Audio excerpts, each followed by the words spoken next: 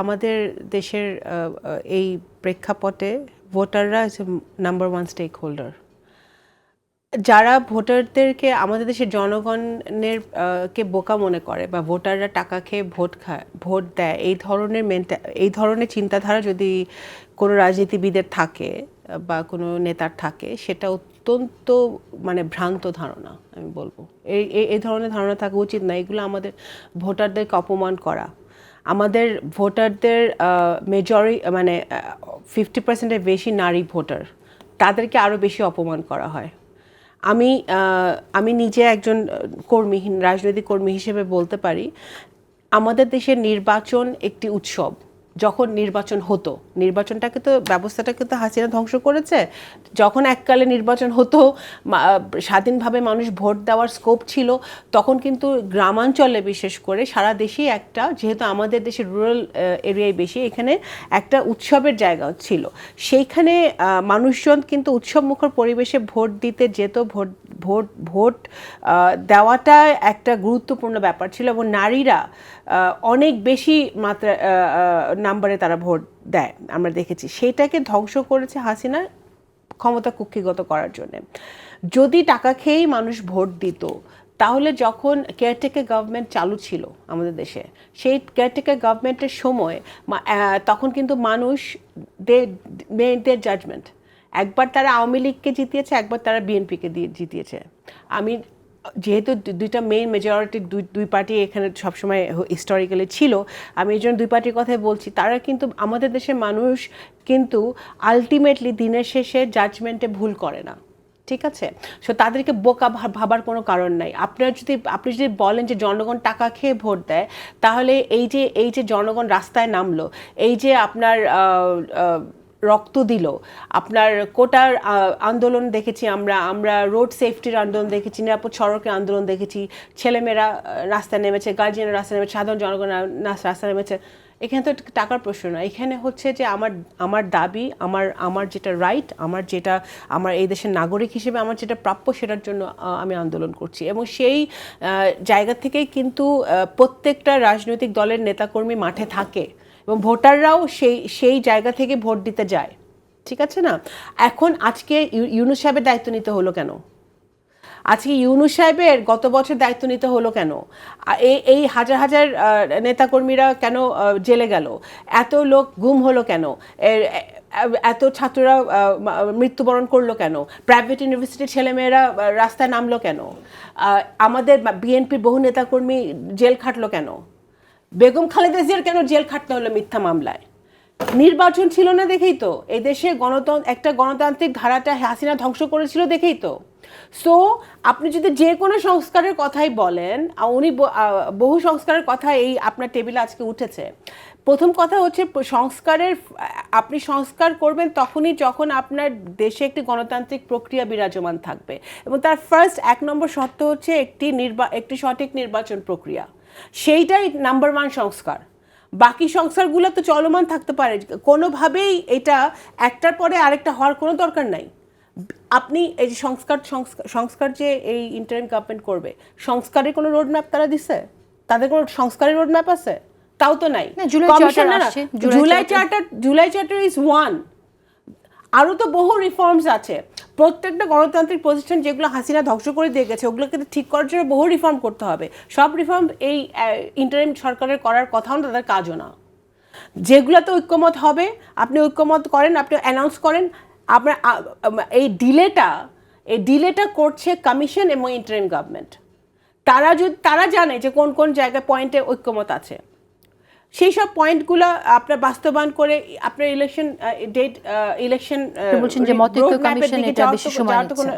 কোনো আমি বাধা দেখি না। যেখানে নির্বাচন কমিশন নিজেই বলছে যে নির্বাচন কমিশন রেডি নির্বাচন দেওয়ার জন্য। আসবো বড় আপনার কাছে। জুমনাসাকে আপনি কিভাবে দেখেন এটা? এই প্রসঙ্গটি এসেছে আসলে একটি প্রশ্নের পরিপ্রেক্ষিতে, যেখানে আসলে এটা মানুষকে এই সংস্কারের প্রশ্নে মানুষ ঐক্যমত, মানুষ কি মনে করে সেটা এই ভোটিং ডেমোক্রেটিক এলিমেন্টসটা মানুষের কাছেই ভোটের মাধ্যমে জানার প্রেক্ষিতে এই প্রশ্নটা এসেছিল। এবং সেখানে তিনি প্রধান উপদেষ্টা কথাটি বলেছেন যে মানুষ সংখ্যানুপাতিক বিষয়টি দ্বিকক্ষ বিশিষ্ট সংসদ কেমন হবে সেটা ঠিক বোঝেন না, এবং তারপর তিনি বলেছেন যে মানুষ টাকা দিয়ে টাকা খেয়ে ভোট দেয়। কালো টাকার ব্যাপারটা আমরা জানি, যেমনটা আমি বলছিলাম, কিন্তু আসলেই কি মানুষ টাকা খেয়ে ভোট দেয়? প্রধান উপদেষ্টার কথাটা আসলে কেন বললেন? দেখুন, মানে আমরা দুনিয়ার বিভিন্ন দেশের উদাহরণ আনতে পারি। যুক্তরাষ্ট্রের একেবারে ফাউন্ডেশনাল কালে একটা বড় তর্ক উঠেছিল যে ক্ষমতা লোকাল গভর্নমেন্ট মানে অর্থাৎ রাজ্য সরকারের হাতে বেশি থাকবে নাকি সেন্ট্রাল গভর্নমেন্টের হাতে থাকবে, ফেডারেল গভর্নমেন্টের হাতে থাকবে। এবং সেটা রেজলিউশন হয়নি, যাদেরকে ফাউন্ডিং ফাদার্স বলা হয় যুক্তরাষ্ট্রের ইয়াতে, যারা কনস্টিটিউশন প্রণয়ন করেছে, তার প্রেসিডেন্ট হয়েছেন। তো সেই ডিবেট পরে ঠিক হলো যে ইলেকশনে যাবে, জনগণের কাছে যাবে। হ্যাঁ, তখন নির্বাচক মানে মণ্ডলী কিংবা জনগণের মধ্যে ভোটারদের ছিল কম।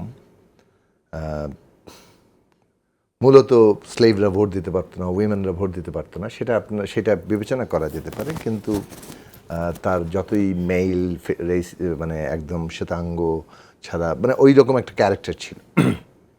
কিন্তু তা সত্ত্বেও জনগণ বলে তখন তারা রিপাবলিকে যে জনগণের হাতে ক্ষমতা ন্যস্ত থাকবে বলে ঠিক করেছে তার কাছে গিয়েছিল।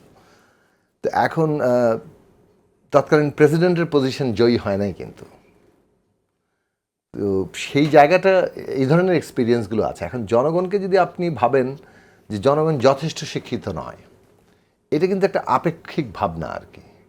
কারণ কোনো অর্থেই জনগণ আপনার যথেষ্ট শিক্ষিত কখন হবে, মানে এটার ভাবনাটা তো পার্সন টু পার্সন ডিফার করবে। আপনার কাছে এখন মনে হতে পারে জনগণ যথেষ্ট শিক্ষিত, আরেকজনের কাছে নাও মনে হতে পারে। জনগণ টাকা খেয়ে করছে না, আরেকজন মনে হতে পারে না টাকা খেয়ে করছে। এই মনে হওয়াগুলো খুবই ব্যক্তিগত, সাবজেক্টিভ। কিন্তু পদ্ধতিগতভাবে আপনি যখন রিপাবলিক চিন্তা করেন তখন আপনি যে জনগণকে সার্বভৌম ধরে নেন, তার হাতেই ক্ষমতা ন্যস্ত, এটা ধরে নেন। সে যা বোঝে ওইটাই আপনার রাষ্ট্রের অবস্থা। এইটাকে অন্য কোনোভাবে ভাবনাই হচ্ছে আপনি রিপাবলিকের ফান্ডামেন্টাল শর্ত অস্বীকার করছেন এবং নিজেকে রিপাবলিকের ঊর্ধ্বে স্থাপন করতে চাইছেন। আমি প্রথমে বললাম যে এই চিন্তা খুবই মানে স্বৈরাচারী চিন্তা ভাবনা। এইটাকে বলে ডেসপটিক থট আর কি। আপনি জনগণ থেকে একক ক্ষমতার দিকে যাচ্ছেন। সো আমরা এটার বিরোধী। জনগণের মধ্যে এখন ধরেন টাকার খেলা কেন কাজ করে, ফান্ডামেন্টালি সেই জায়গায় মনোযোগ দেন। এখন সেইটা আমরা দুইভাবে মনে করি। এক, টাকার খেলা বন্ধ করার অনেকগুলো পথ আছে। টাকা কোথা থেকে আসে, রাজনৈতিক দলের চাঁদা কীভাবে হবে, তার হিসেব কীভাবে, এই বিষয়ে অনেক রকম ব্যবস্থা নেওয়ার প্রসঙ্গ আছে। দুই, প্রত্যেকের ক্ষেত্রে আরও টাইট জায়গা তৈরি করা, যারা প্রার্থী হচ্ছে তাদের সমস্ত ফাইন্যান্সিয়াল হিসেব নিকেশকে আরও স্ক্রুটিনির মধ্যে আনা।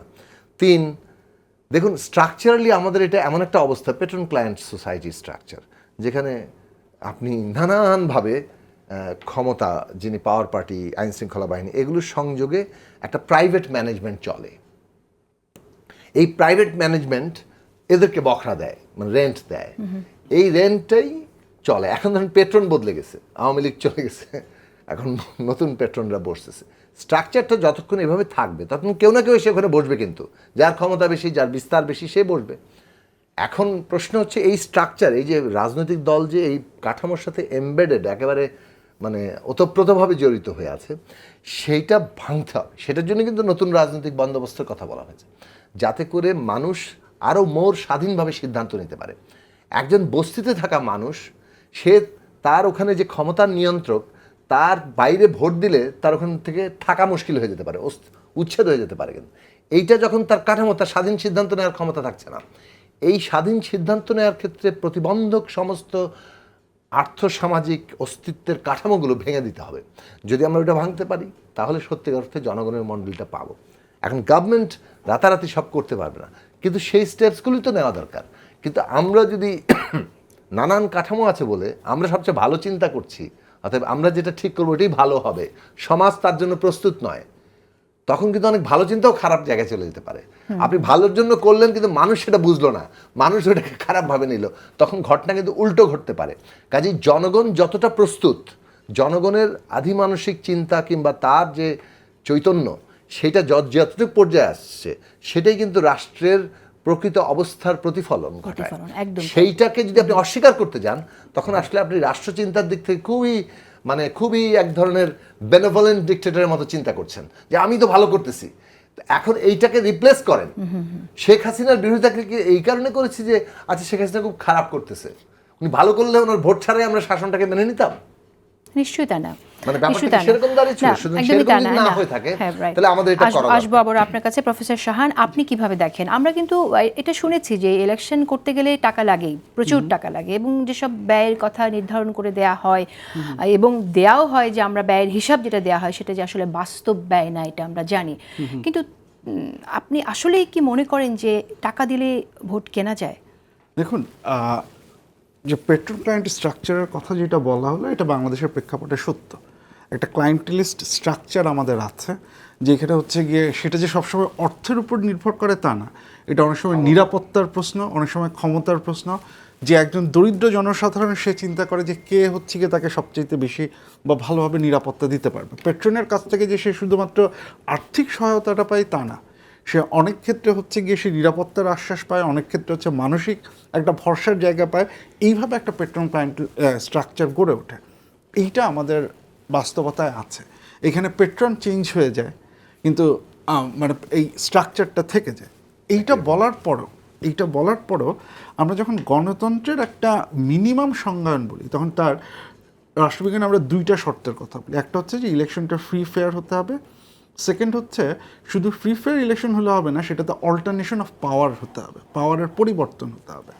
কারণ পাওয়ারের পরিবর্তন হওয়াটা ইন্ডিকেট করে যে এখানে ফ্রি অ্যান্ড ফেয়ার ইলেকশনের একটা প্র্যাকটিস হয়েছে।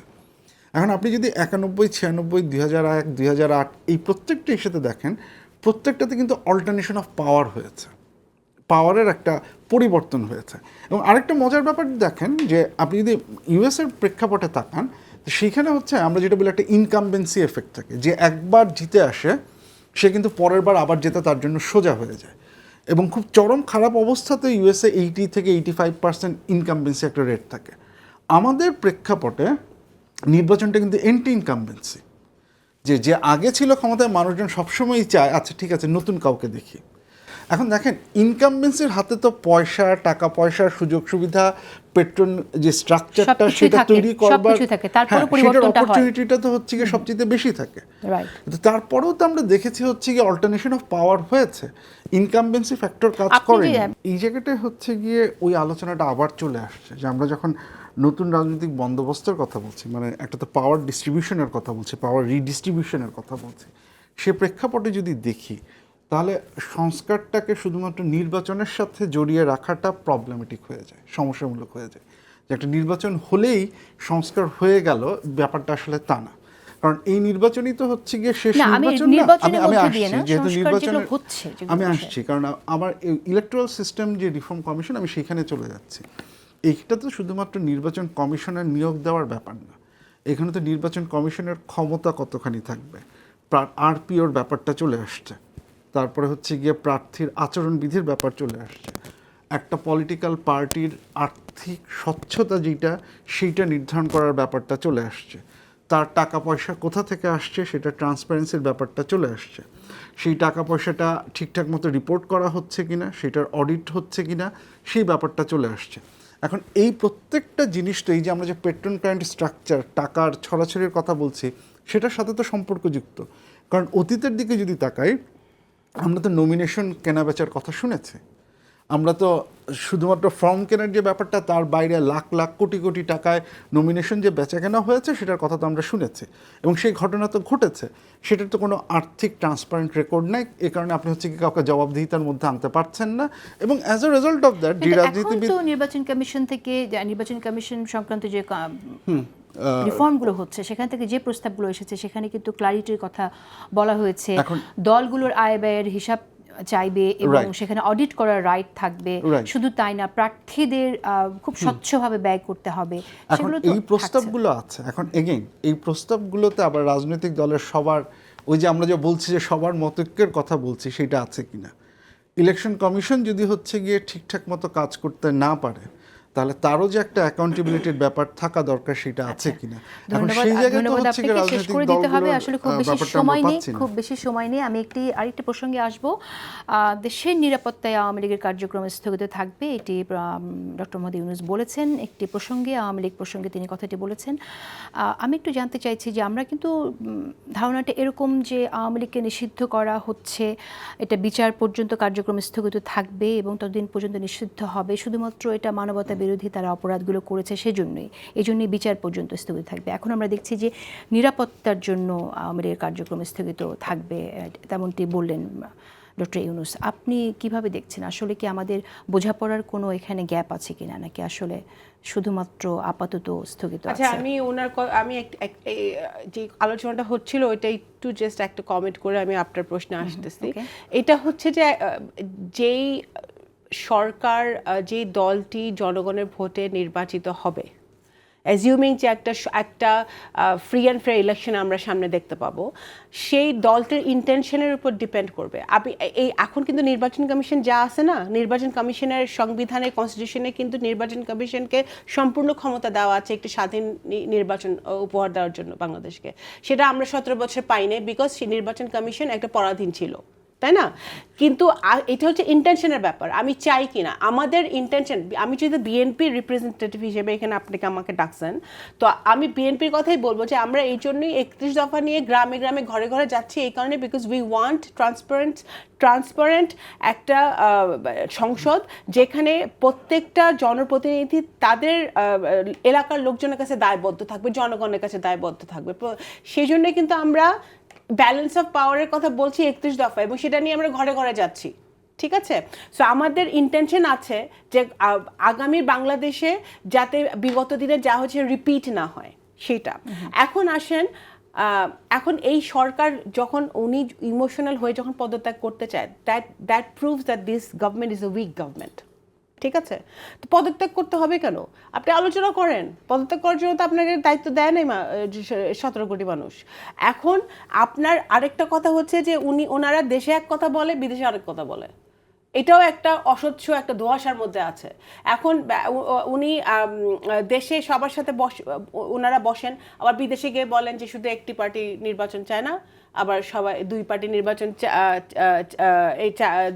নির্বাচন চায় না তারা আবার নিবন্ধন নাই এখন আমরা জানি যে আওয়ামী লীগকে নিষিদ্ধ করা হয়েছে এনসিপি যেটা বাংলাদেশের একটা পারসেপশন ক্রিয়েট হয়েছে যে এনসিপি নামক দলটা ইন্টারিম গভর্নমেন্টেরই একটা এক্সটেনশন তো এনসিপি যে এত নাচানাচি করলো সবাই যে এত মিছিল নিয়ে করলো যে আওয়ামী লীগ নিষিদ্ধ করা হয়েছে তো উনি তো এখন ওনার বক্তব্যে চ্যাডাম হাউস এটা উল্টাই দিল উনি বললো যে নিষিদ্ধ করা হয় নাই তো সেইটা ক্লিয়ারিফিকেশনটা তো ইন্টারিম গভর্নমেন্টকে দিতে হবে সেটা ক্লারিফিকেশন তো আমরা দিতে পারবো না সেটা খোলাসা ওনাদের করতে হবে যে আওয়ামী লীগকে নিষিদ্ধ করেছেন না করেন না ঠিক আছে অশেষ ধন্যবাদ আপনাকে জুনায়েদ সাকি আপনি কি মনে করেন কোনো ইন্টারন্যাশনাল প্রেশার আছে কি না আওয়ামী লীগকে নিষিদ্ধ প্রশ্নে যাতে আওয়ামী লীগকে নিষিদ্ধ করা না হয় এবং সেই বাস্তবতায় কি এরকম করে নির্বাহী আদেশে নিষিদ্ধ করাটা এটা রাজনৈতিক ইতিহাসে খুব ভালো বিষয় না আওয়ামী লীগ দল হিসেবে তার এই গণহত্যায় দায় কতটুকু সেটা বিচারের আওতায় আসা দরকার না একটা তো হচ্ছে যে